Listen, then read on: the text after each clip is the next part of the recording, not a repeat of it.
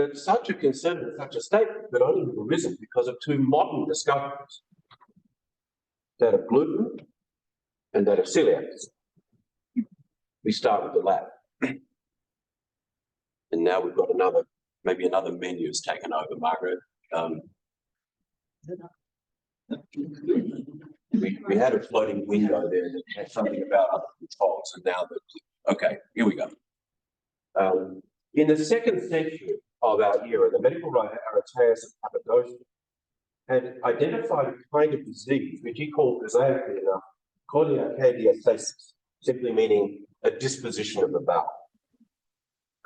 Some credit Aretaeus with identifying gluten sensitivity or celiac disease itself, if you look at the kind of popular level discussion of the history of this. But in fact, he does not single out wheat products. There's no reason to think that he's talking about celiac disease rather than other awkward things that might go on in our intestines. And I'll spare you his graphic description about this, but it might be better to think of his concern as a kind of ancient irritable bowel syndrome rather than specifically celiac disease. It's actually the 19th century English physician Samuel G, who is a firm claimant of describing celiac disease in 1888. G, who was himself something of a classical, borrowed Aretaeus' terminology of which he was aware in naming his own discovery the celiac affection. Sounds rather more benign than celiac disease, doesn't it? But that's us. G, however, had little to say about its causes. He wasn't clear why celiac disease was provoked. The missing piece we owe to a 20th century medical researcher, the Dutch pediatrician Willem Dicke, who had suspicions about the role of wheat in the diets of his celiac patients, but hasn't confirmed when during the Second World War, bread became hard to obtain in the occupied Netherlands. Children who were fed hardship substitutes, such as tulip bulbs, yes, well, it was in the Netherlands, wasn't it? What are you going to have for a tulip subject, for a hardship food if it's not tulip? Children who were fed such hardship substitutes improved in health, but then later regressed at the end of the war when bread. So Dicke created or identified the link between wheat initially and celiac disease. And then subsequently, he and collaborators identified the cause of celiac disease was gluten itself, the protein complex within wheat, which is itself made up of two components, glutenin and gliadin. And it's of those two, it's gliadin, the protein, which is what celiacs respond to. The discovery of gluten itself, though, is a separate strand in the story, which is a little bit earlier. Although gluten is anciently used in Chinese cuisine, and some of you may be aware of products that involve gluten as a kind of meat substitute in Chinese cuisine, going back perhaps even 1,000 years. And it must have been created as a byproduct at an earlier point in the West, because Pliny the Elder in the Natural Histories refers to wheat starch as a product which is itself created. No one in the West, at least according to literary record, is aware of gluten as a separate substance until we get to the 18th century. The discovery of gluten in Europe, at least, is attributed to Jacopo Bartolomeo Beccaria of Bologna, who in 1728 washed wheat flour to separate and dissolve the water-soluble starch, which he called the more vegetable aspect of flour, and thus isolated an insoluble residue, a component whose similarities to meat in its appearance and in the way it sort of smelled, and the way it smelled after a few days when it wasn't good anymore, led him to declare it the animal substance of wheat, and to name it, because of some of its physical properties, gluten, from the Latin word for glue. Describing the two substances, wheat and starch and gluten, he said one was similar to all the things which are usually extracted from vegetable bodies. The other was such that it seemed that they could only be extracted from the bodies of animals. But despite the fact that he was an empiricist, Beccaria's observations, in particular the notion that animal and vegetable are something like essential properties, not that certain thing is animal and a certain thing is vegetable, but rather that each of us and each kind of substance might include components that we would call animal and vegetable.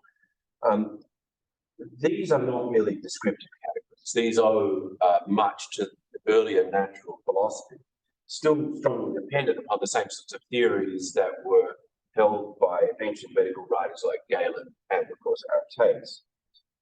Beccari, in his treatise on this subject, posed in his own terms the old question of the body and its foods, about how we are what we eat, our being and our bread, in terms that sound sort of modern in a way and ancient in others. If only we look at the body and take out the immortal and divine soul, what else are we but that very thing by which we are nourished? He was suggesting, in effect, that it was the animal component of wheat, as he called it, which we call gluten, that was the valuable, nutritionally valuable part of wheat, and that made it a food worth consuming by us. And in fact, Beccari's work gave rise then to a new kind of prominence and interest in wheat and in gluten in particular in discourses about diet. This, of course, is part of the discovery of what we would now call protein, because in fact that's what gluten is in this particular instance. And part of that is still with us if you think about the way in which things on restaurant menus are referred to quite erroneously, Frank, as proteins, because they contain more protein than certain other things. We still have this kind of fetishization of protein, and this goes back to this kind of natural philosophy discourse of the 18th century. But he carries with him also, therefore, an older worldview in which animal and vegetable are not simply observable categories into which we might place whole organisms, but essential principles which exist within all living beings.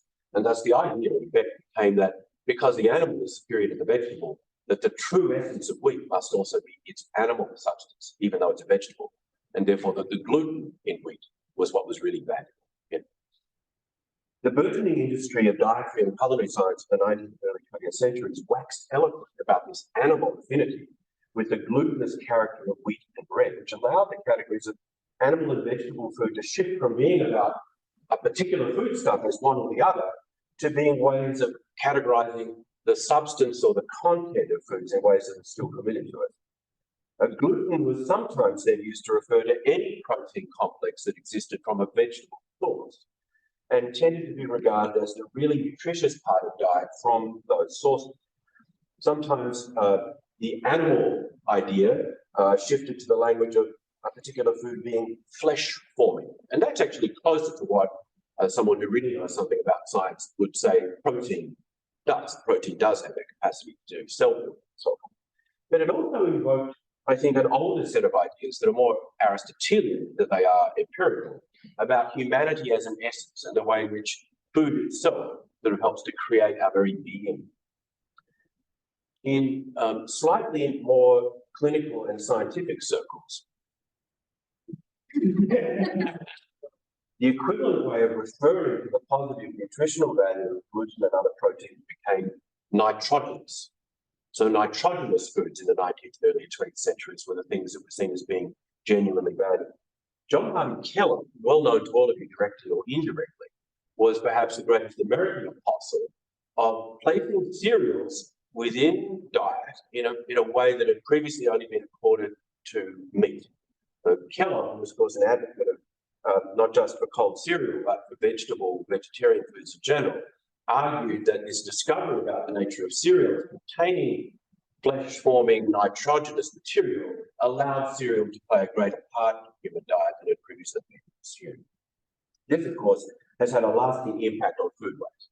I mean, the relatively bizarre way in which manufactured cereals are used as if they are a kind of a standard food very much arises not just from Kellogg's own ingenuity, but from these notions about how food actually works. Gluten, therefore, thus appeared in the Western public consciousness not as something to be feared and avoided. Gluten was a blessing. Gluten was a miracle food that could turn cereal into meat if you just thought about it carefully enough and presented it in the right kind of way. Gluten was the soul of wheat. Now, concern about celiac disease and the Eucharist could, of course, not emerge before the 1950s and Willem Dicker's work, when celiac disease was connected with wheat. But the question of gluten and Eucharistic bread, curiously enough, had arisen much earlier in ways that reflect not a concern about celiac disease, but about, I think, rather more this notion of gluten as the essence of wheat, the bread is the essential and animal substance of wheat, without which wheat wasn't really wheat. And if Eucharistic bread has to be wheat, then the notion that gluten has to be a part of it, you can see how that logic begins to emerge. We owe the beginnings of concern about this to the apostolic vicar of Coimbatore in what is now the state of Tamil Nadu in southern India, of which, may I say, as a matter of personal interest, coincidentally, the area over which Elihu Yale had briefly ruled in the 17th century as the Madras presidency of the British Raj, as it was known then. This apostolic dignitary sought advice from the Holy Office of the Roman Catholic Church on the question of Eucharistic bread, because he was vexed on the matter. This dignitary was Monsignor Melchior Marie Joseph de Marion Bresillac, now on his way back to sainthood in the Roman Catholic Church because of later missionary work in Africa. A Frenchman, and therefore doubtless with some quite fixed ideas about what bread should be like. He found the local methods of producing bread for the host vexing. In this region, he wrote, it is extremely difficult to make Eucharistic breads from flour, properly speaking. Hence, the custom has arisen of making breads from grains cracked and soaked in water for some hours, not however to the point of fermentation, he anxiously points out. These grains are crushed by hand, and from the white substance produced, they make the breads on a hot iron in the way usual in Europe. De Marion Bresillac is disturbed because he said, the whole substance of wheat does not seem to me to be contained in such bread. And he went on to say, this material appears to me to approach starch. Again, that distinction couldn't have been made prior to Macari a century before.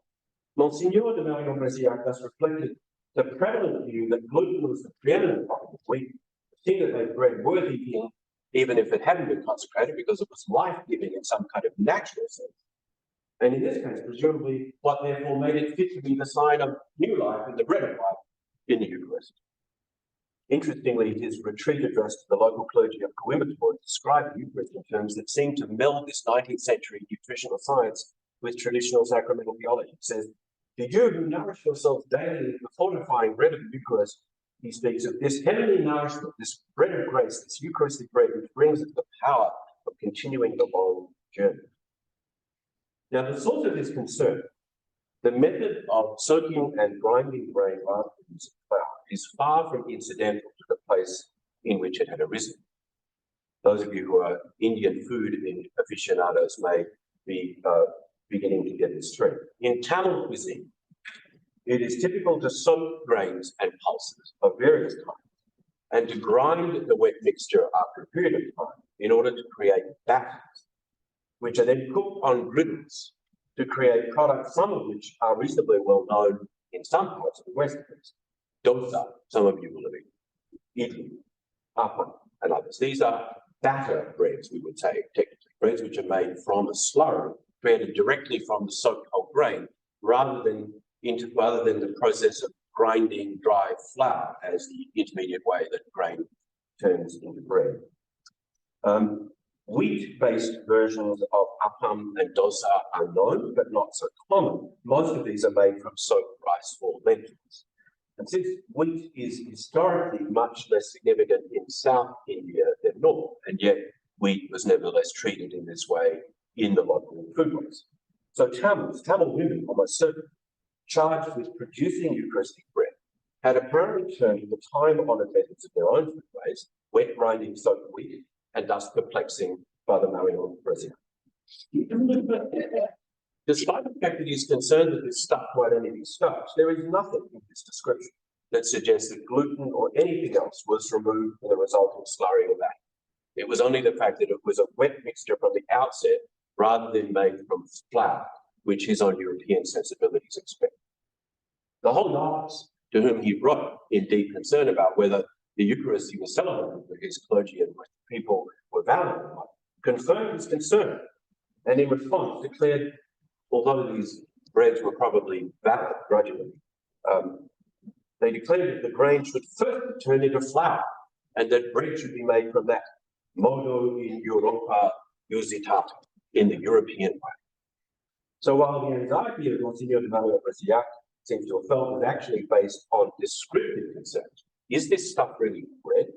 He and his interlocutors in the Holy Office seem to have turned it into an essentialist argument about whether the whole substance of the wheat grain was present and not just the non-glutinous starch. And this, of course, prior to the transformation during which that substance, the animal flesh-forming character of wheat, including gluten, as it must surely include, would cease to exist in favour of the substance of the body of Christ in Thomistic transubstantiation terms. The women, by the way, has continued to be associated with this canonically problematic technology in its general food waste and the method of producing batter, at least for second use. The Puimator wet grinder is an electrical appliance known throughout India, developed in the 1950s to lessen the load of producing batters from soaked grain, at least for some better resourced households who have access to electrical appliances. In 2005, given that 75% of the electric wet grinders used to produce batter breads in India are made in Coimbatore, the appliance was awarded a geographic indication status by the Indian government, which is the Missionaries de Mario Brasiac state called an appellation contrôlée.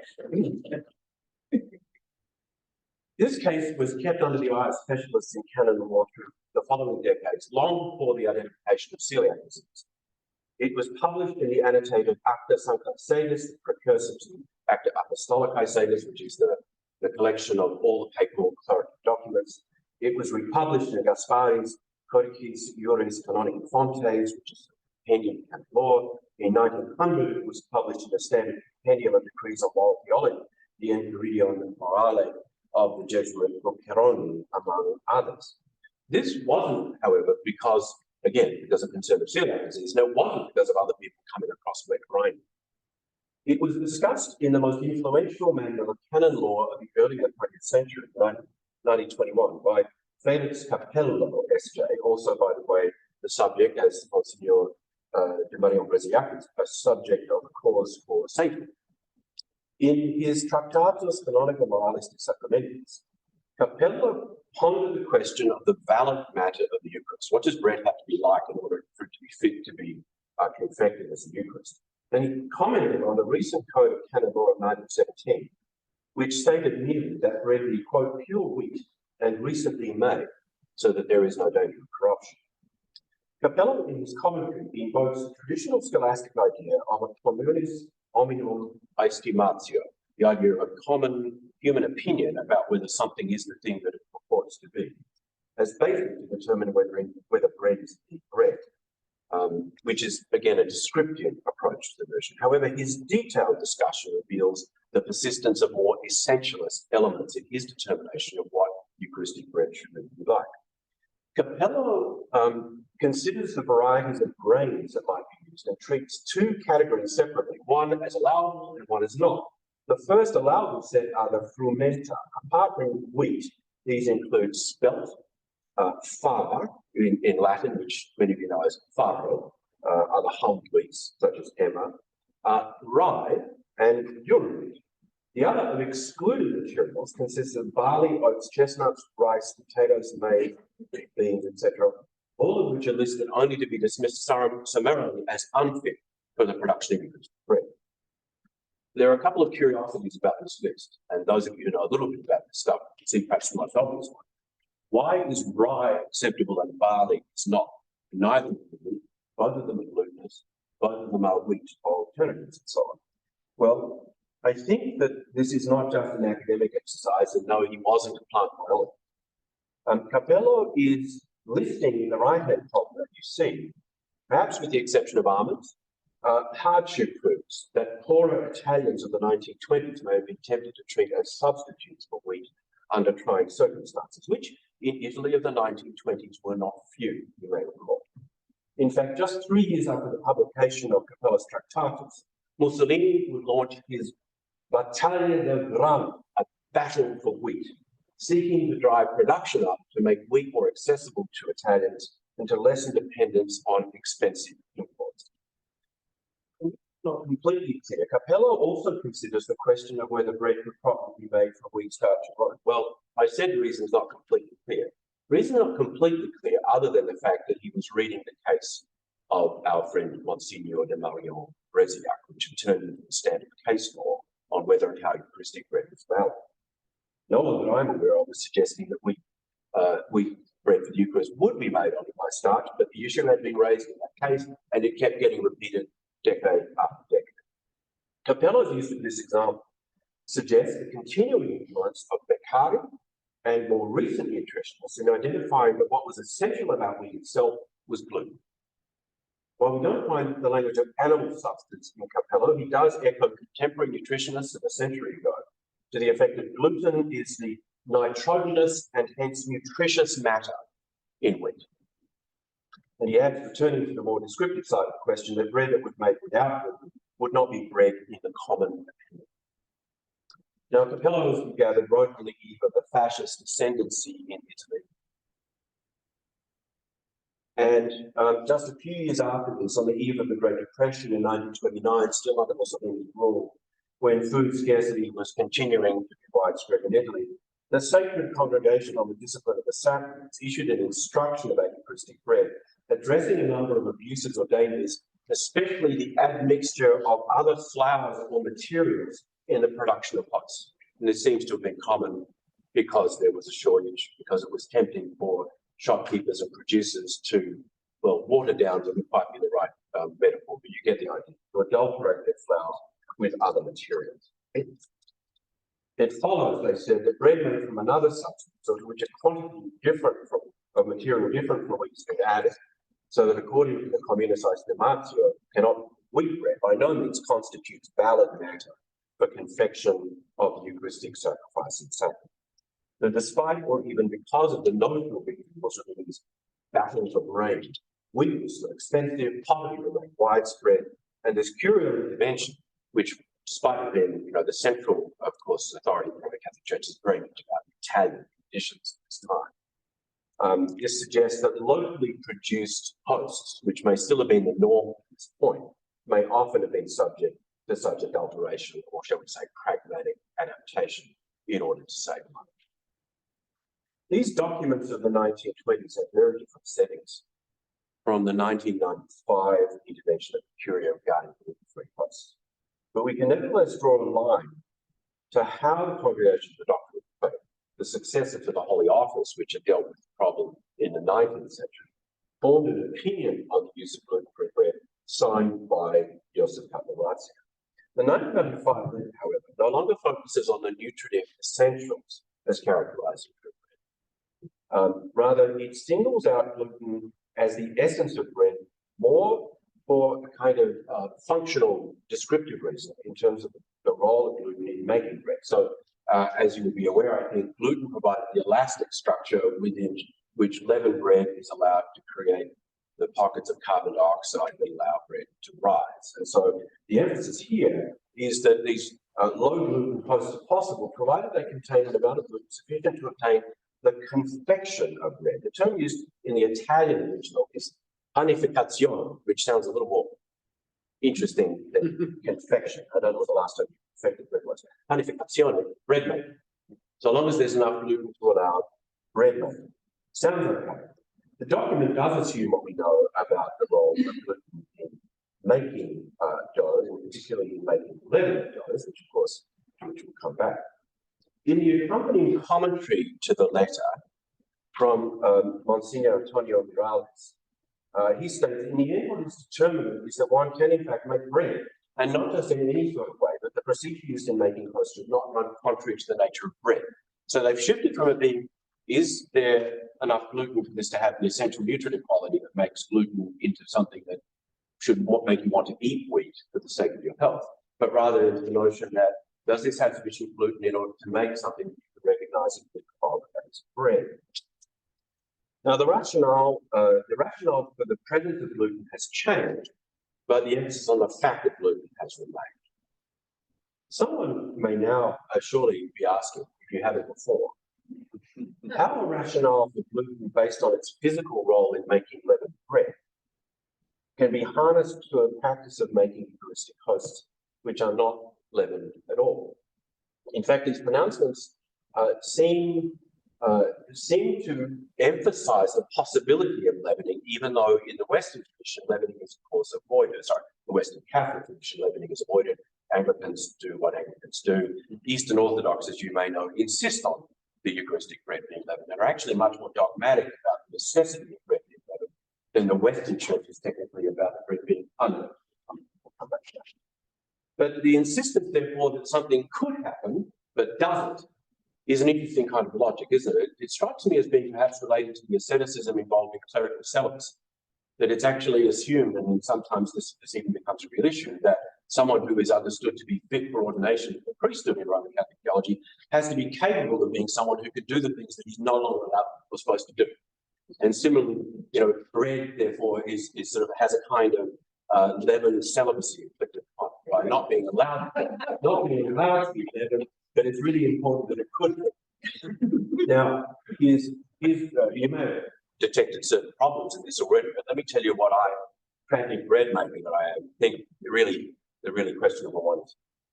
A detectable amount of gluten, which is the way in which this is actually panned out in terms of the pastoral practice of the Roman Catholic Church, an amount that a chemist could detect if he ran she ran certain tests under a microscope, is irrelevant to the question of bread making in the ritual sense. That is to say, the low gluten posts, which are deemed to be canonically appropriate for Roman Catholics who are celiacs or wheat intolerant, might contain 0.001 amount of gluten by weight. For a flour to be capable of making leavened bread, it needs 11% or more protein. A baker would not try and make bread with flour that had less than 10% of protein. That would be pastry flour, not bread flour. Further documents of the Curia through 2017 did not add substantially to this position, other than in 2003 giving positive encouragement to the production of hosts with a minimal, which of course contradicts even more clearly the principle of planification as being what it is that made the rationale for having gluten in bread a rationale at all. In practice, these rulings have been read in terms much closer to the concerns of Beccari and Capello, who thought that it was really about the presence of the essential element of gluten, that it has anything to do with the physical capacity to make bread. Hosts are therefore still being made by the traditional methods, and yes, often by the traditional nuns, yet in effect from wheat starch, from the other half of that fraction that Beccari created when he identified gluten, but from which it's actually quite difficult to remove absolutely every chemical trace of gluten, and yet which is still therefore material made from wheat. Hosts that might really be made with less gluten, but still enough to confect bread in the typical sense, to form a dough with sufficient elasticity to retain the carbon dioxide used during fermentation, would not be safe for celiacs, for any celiac. So it's possible to produce something like an unleavened wafer with what is effectively wheat and starch alone, but is this planification? So, the insistence on gluten, and I haven't stated this explicitly, but I think it's quite obviously implicit. The insistence on gluten in this conversation is really a kind of essentialized version of insistence on wheat. It's the notion that the bread of the Eucharist must be wheat. Now, this issue has not come up in Eucharistic controversies prior to this one of the 20th and 21st centuries. In the 11th century, the Aesinos controversy between the Greeks and Latins was about whether the bread should be leavened or not, but they both assumed it had wheat. In the Reformation, the controversy that Anglicans were familiar with about whether the bread should be wafer bread, as Queen Elizabeth would have liked, or whether it was, quote, such as was usual to be eaten as the 1552 book of common bread, would have never raised the question of wheat, which was always assumed. Modern curial gluten enzyme uses the wheat protein complex as a sort of touchstone for the same kind of affirmation. It's got to be wheat. And in our view, in order for it to be wheat, it's got to have gluten. No mention is made, of course, whether it has to have the other components that actually form the wheat grain, germ, bran, fiber, other aspects, but rather these are the fractions of the central part of the wheat in isolation.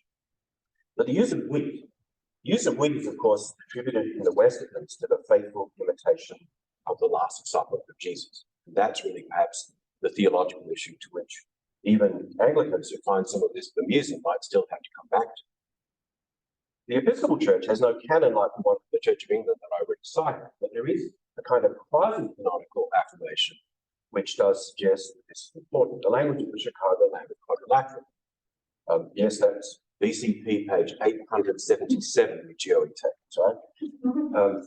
Nothing about gluten, of course, in the Chicago Labor Quadrilateral, but the notion that the sacraments must be, quote, ministered with, you can say this with me, couldn't, ministered with unfailing use of Christ's words of institution, the dean. Unfailing use of Christ's words of institution and of the elements ordained by him. Yet, universal tradition is only as old as our evidence for it. And in fact, there's no mention of wheat in the Synoptic or Pauline Last Supper accounts either. There's mention of bread. And there's an assumption in those contexts that the bread is the bread of the saint, of the Paschal meal. From a fairly early point, at least in the 4th century, however, there's evidence for a clear insistence upon wheat in Eucharistic bread. We might notice an aside, that's about the same stage from which we get clear evidence for an insistence that those in orders of ministry be men. And we also know that there were exceptions at certain points prior to that. And perhaps the one grain that I think we might be able to make an implicit case of having been used in certain contexts prior to that might be barley. Some of you will recall that that barley is specifically named in one significant biblical story that some people read as Eucharistic, that is to say that the sign of the loaves in John chapter 6. But discussions from Augustine through to Aquinas present the wheat of the Eucharistic bread and grape wine with it as natural signs, in part because they constitute the principal or highest form of bread. People always preferred wheat to barley in the ancient world. It's a persistent trope that we find. Wheat is more expensive, wheat is more desirable, barley is nutritious, but barley, as having low amounts of gluten, is less easy to use when you're doing your panificazione at home in the 4th or the 21st centuries. And so wheat became sort of universally preferred sign.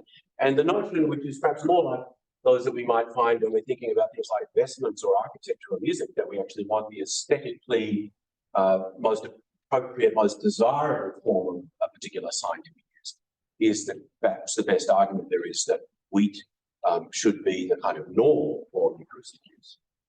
But the notion that barley in particular would really be excluded from early Eucharistic celebration, I think, is implausible. Eucharistic origins are much more than the invitation of the Last Supper, but the likely practice of the poor man Jesus and his Passover offers a specific complication for the universal tradition of bread. For this, in the last part of the lecture, that's just to give you a little hope that we're getting.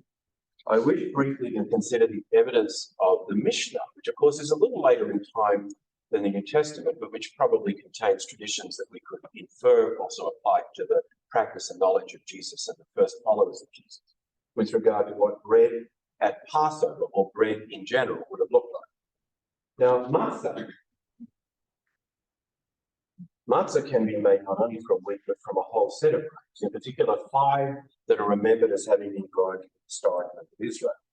These are the same classified as chametz or leaven if they are wet. So these 5 grains are grains which are understood to be capable of producing leaven, and which, therefore, in a logic which you may be able to sort of think of echoes of things we were talking about a few minutes ago, the things that are excluded from the Jewish observant household of Passover are the things that could turn into chametz. But then they're also the things out of which matzah can be made. That's sort of the thing that's excluded is also the thing that's excluded. And if you're under any illusions about this, what's excluded at Passover is not yeast. Yeast doesn't exist in the ancient world. Leavened material exists, fermented material, which ferments other materials. So chametz is removed, flour is removed from the Jewish household in all terms. Matzah is therefore not just unleavened bread, but a sort of anti-leaven. It's the way in which leavenable material gets turned into an unleavened material for the purposes of the feast. Wheat is only one such grain.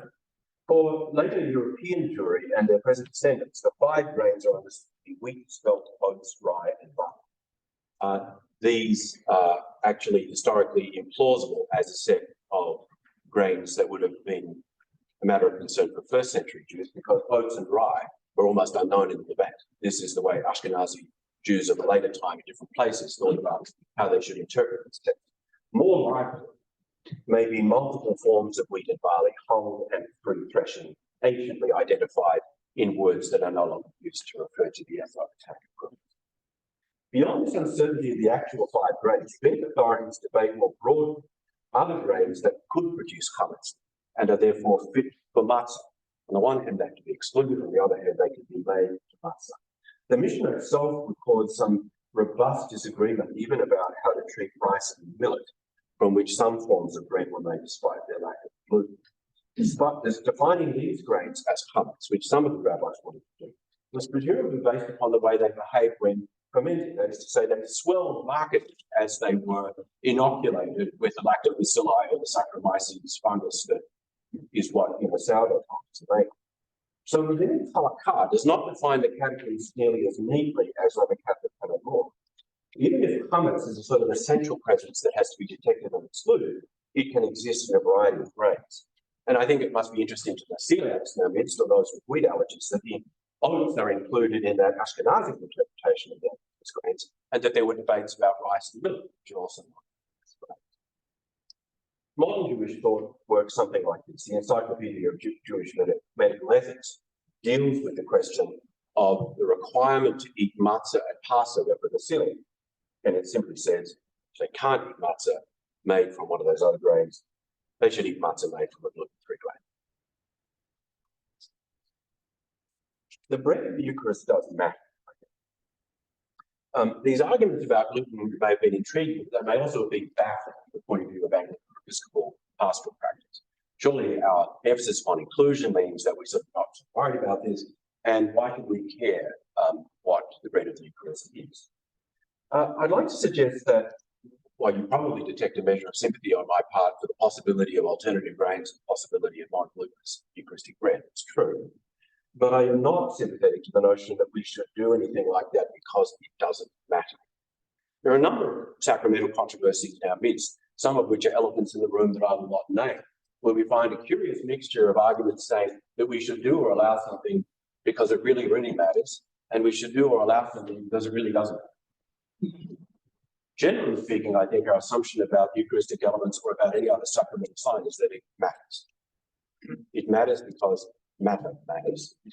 It matters because the incarnation matters, and it matters also because food.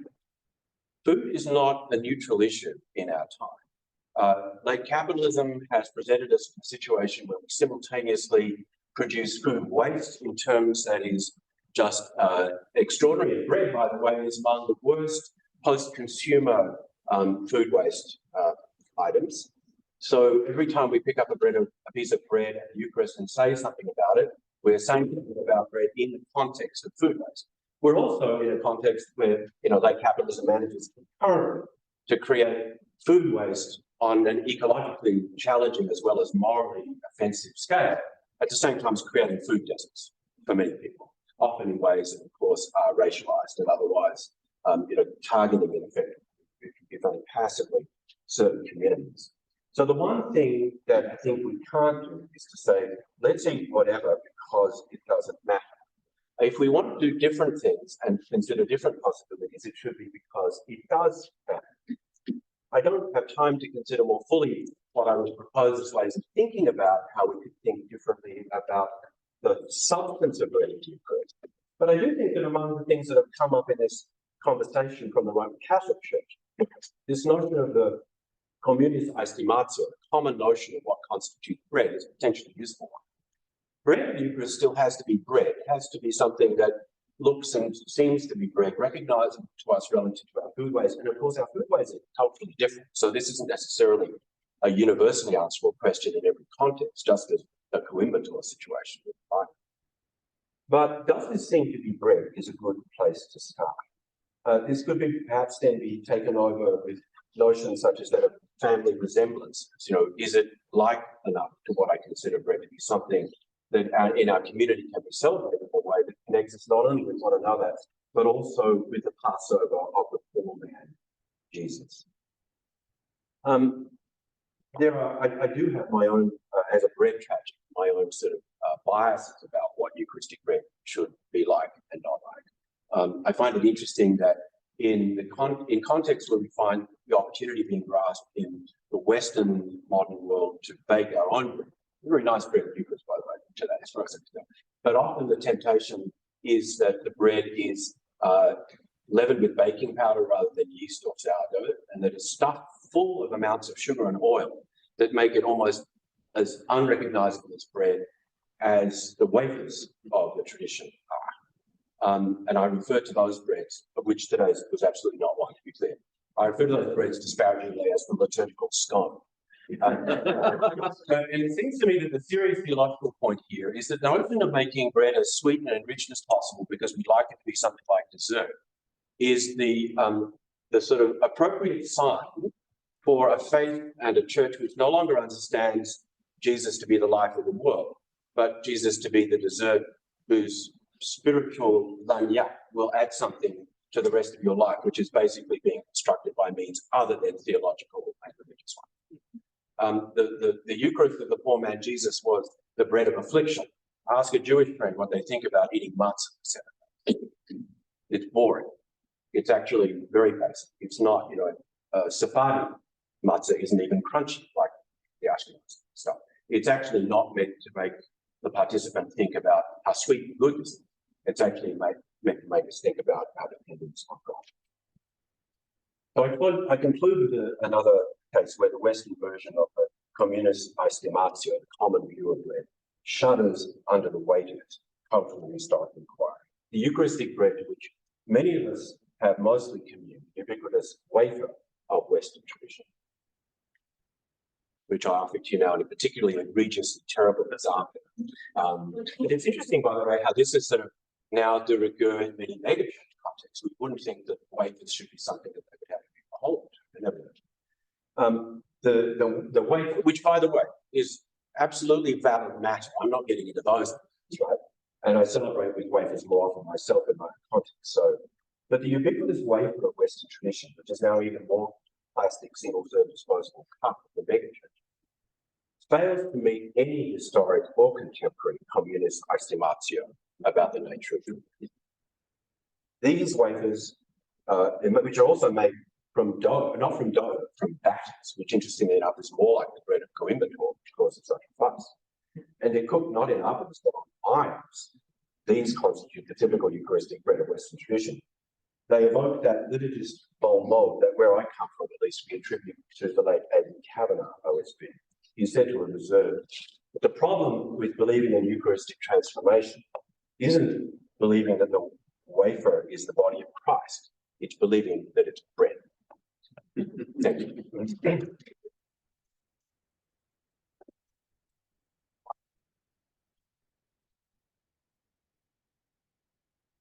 We have a few minutes if anyone would like to pose any questions to our esteemed guest, Dean and Baker.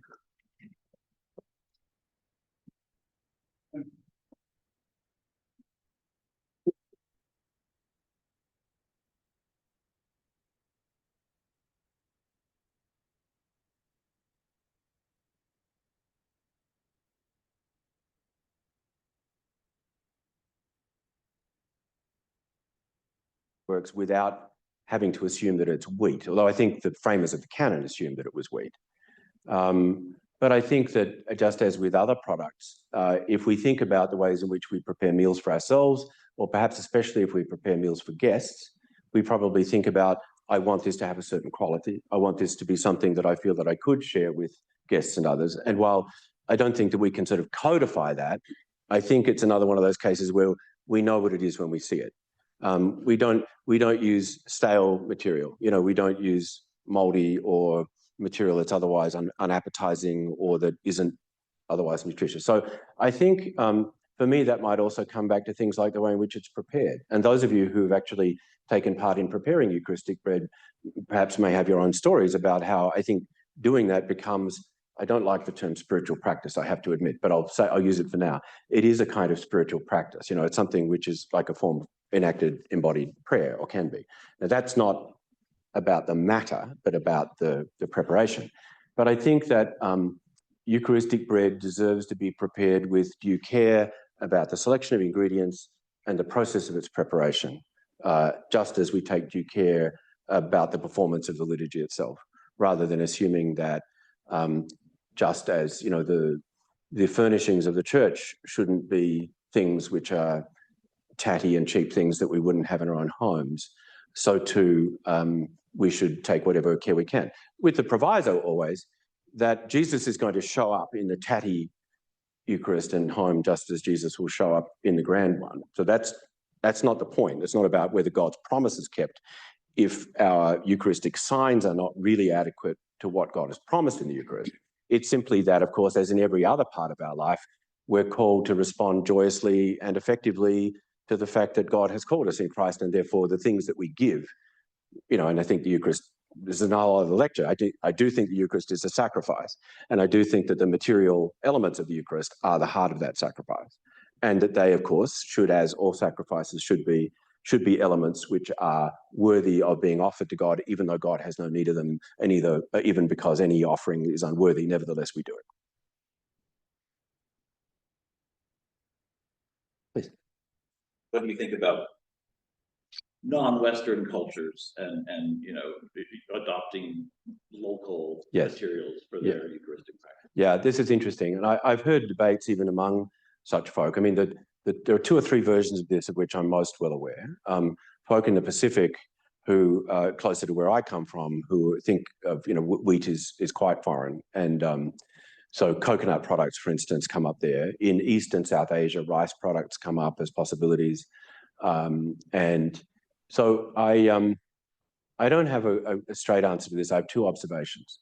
One is that I think it is good principle to think that the best way to think about Eucharistic adequacy is to try and understand what the center of adequacy would be, rather than to start with the question of what the edges are.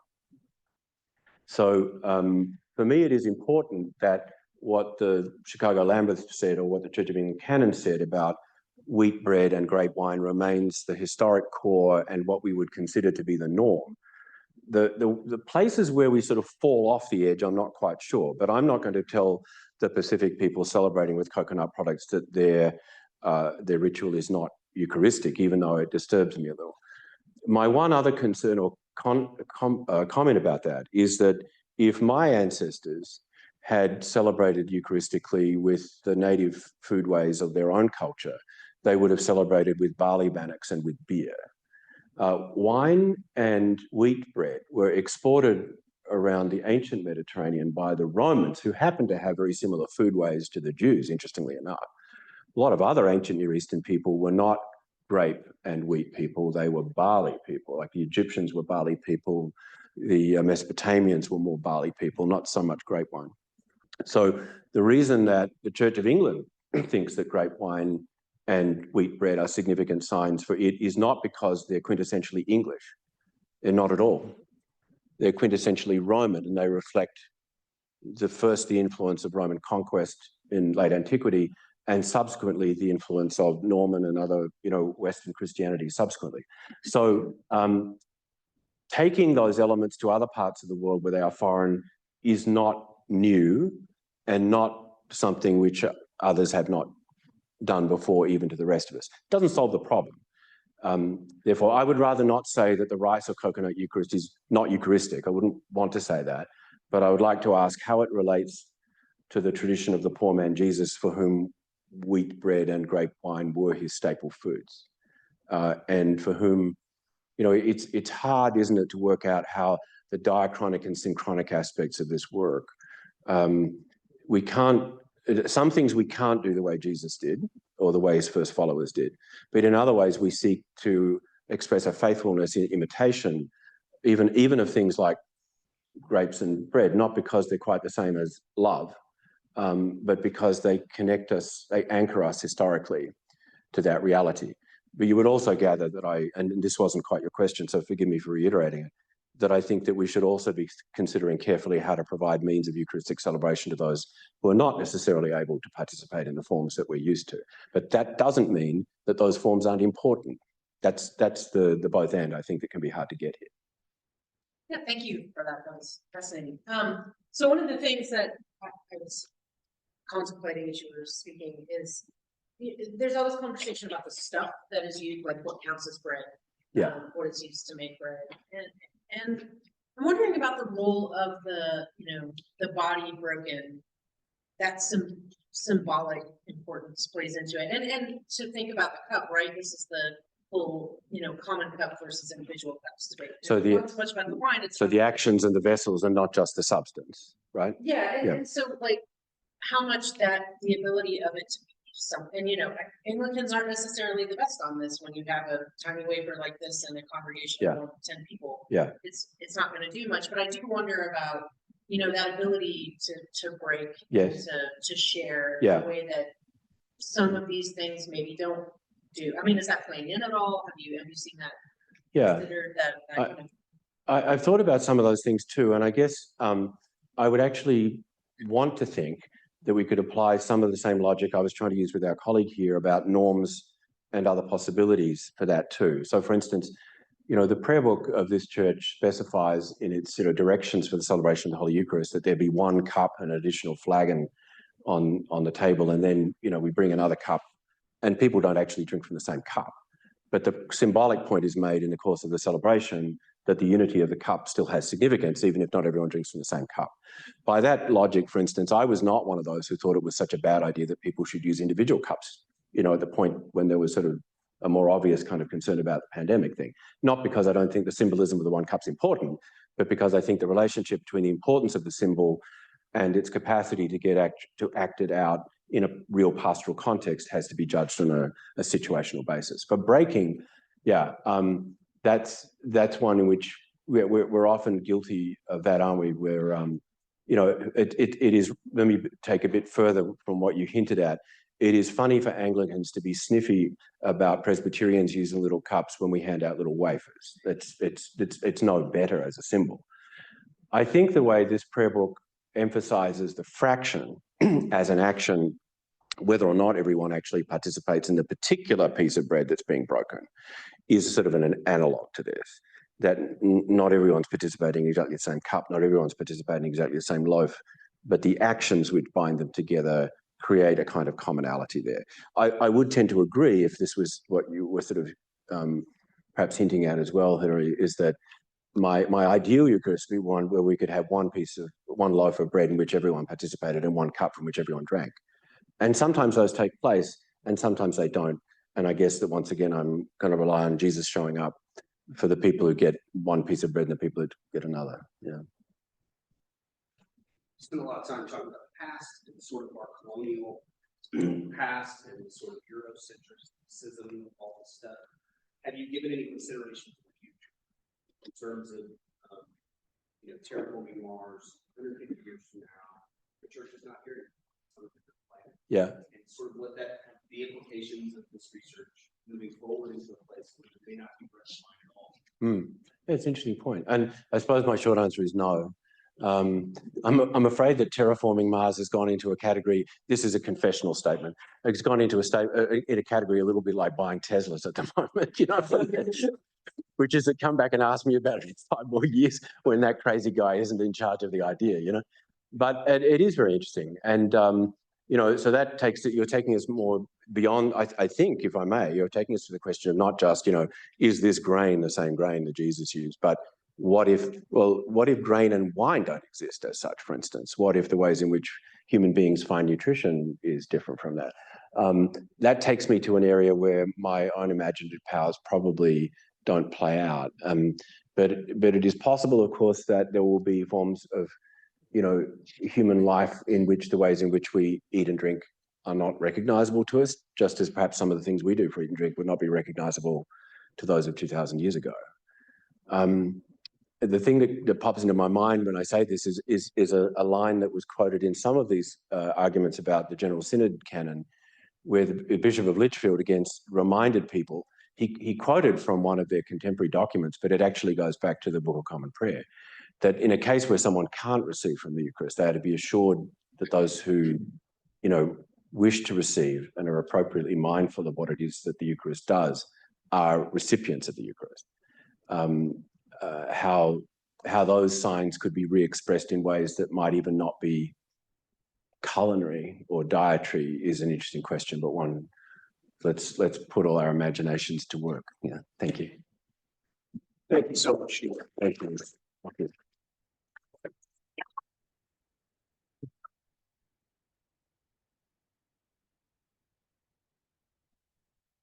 should also come to non-Eucharistic worship.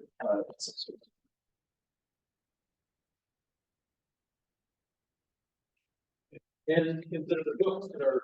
Oh, definitely consider books.